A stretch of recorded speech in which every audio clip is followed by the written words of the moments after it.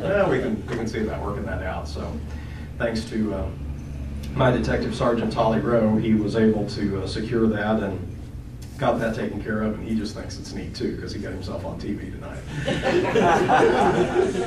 So keep at it. I've been able to do it, so you can do it as well.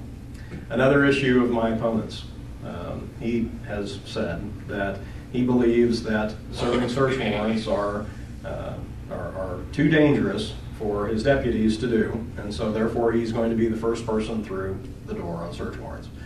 I will tell you, I've been the first person through on search warrants before. I have no problem in doing that, but I also have a staff of 83 people that work at the sheriff's office. Not all of those are paid positions. I have 10 frontline patrol officers. I have dispatchers, I have jailers, I have bailiffs that service the court, I have transport officers, so that number goes up, and I have about 18 reserve officers who just like to come in and patrol the highways and do those things, but they go and do their work as bankers and farmers and insurance agents and those other things on a day-to-day basis, and I certainly appreciate the work that they do because they augment us tremendously. But I'm only one person, and in order to get the job done, I have to have help. And not only that, but I also have to have the confidence in the people that I employ.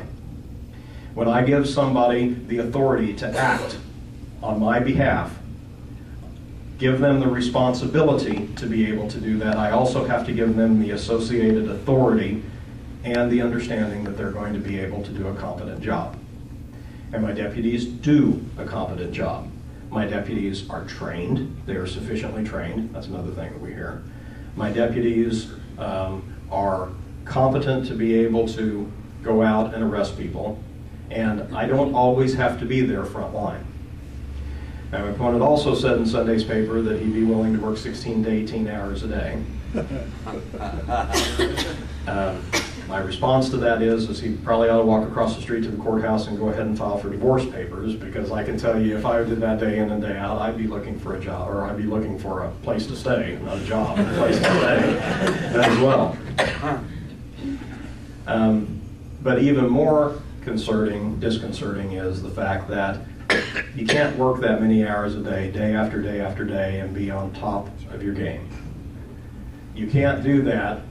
Night before last, I got a phone call at 3 o'clock in the morning. And that's not highly unusual. I don't always roll out, but I talk on the phone to find out what the situation is. This morning I got a call about 5:30 this morning. I had a schizophrenic person that was trying to jump in the lake, and just one of those general things that we have to take care of. So I talked to him on the phone and got the situation taken care of. Sometimes I have to roll out. Sometimes I have to go out and handle those situations, and when I do that, I have no problem with doing that. I also don't always work 8 a.m. to 5 p.m., although generally I try to be there because that's when people expect for me to be there. This morning I walked in, I was there about 8:15, and the phone calls had started about 10 after 7, so I had several phone calls to be able to return. But I have to be able to stay on top of my game, and if I work 16 to 18 hours one day, I can tell you that I'm about not worth shooting the next day, because it's hard to be able to do the job, and you can't continue to do that day in and day out and day in and day out. Campaigning is enough as it is right now, because right now I'm putting in, not that many hours. I'm getting a fair amount of sleep, but it takes a lot of time to be able to do that. The jail is or the sheriff's office is a multitasking operation. As I've already said, we've got the jail that we have to take care of. We have general patrol that we have to take care of. We've got follow-up investigations that have to be done. We've got the court system that has to be serviced. We have civil process papers that have to be done. And I can't do it, nor am I willing to do it by myself. When I took office, I said I'm going to run the sheriff's office, and the sheriff's office is not going to run me. And that is the way that I run it, and I continue to say that. There are two things that I tell my deputies religiously. Number one is you do the right thing because it's the right thing to do. And when you have deputies that don't do that, then you have to address those issues. And I believe that I've effectively done that. Secondly is that I am only as good as my worst employee.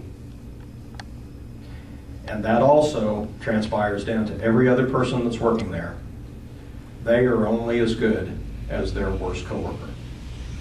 So we have to strive for excellence. We have to do the best we can. We make mistakes, and when those mistakes are made, then we correct those mistakes or do what we can to make sure that those mistakes don't occur again. And we try to provide the best service that we possibly can. I'm going to leave with one note. I know you're all sitting here going, time to get home. That 10 o'clock newscast is going to be coming on before long. And that is that over the past 4 years, I have tried to be accessible to you. I consider myself as your elected representative. You need to know who your sheriff is.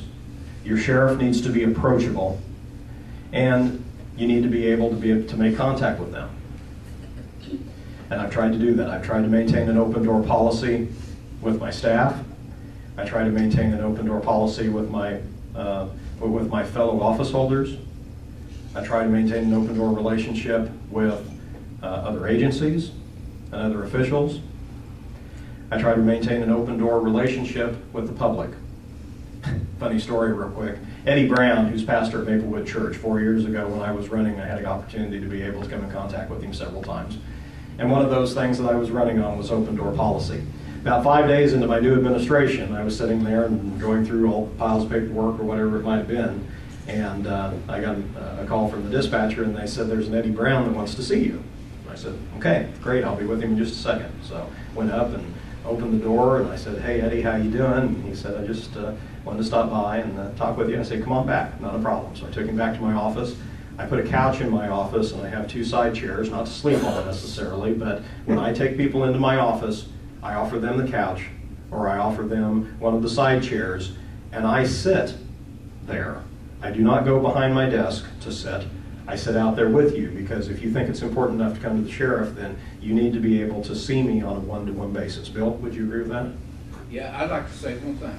I've called on you many times. Not once have you said, "I'm too busy." You've always been there. Not only that, you haven't brought up my gang problem. Now, I got the 3 people of the gang, the herring gang. You got them under control. And I want to thank you for that. No, that is great, and we try to do that. We work with all of our city law enforcement agencies. You know, my opponent says that we don't work with the police bar, and that's not true. We do CVSAs for them, lie detector examinations for them day in and day out. Last year they processed over 2,500 inmates through the facility. Let me repeat that. 2,500 inmates, 2,500 inmates. Last year we had a total of 4,400 inmates that we processed through the facility in calendar year 2007. Out of that, our fit for confinement issue dealt with about 40 inmates.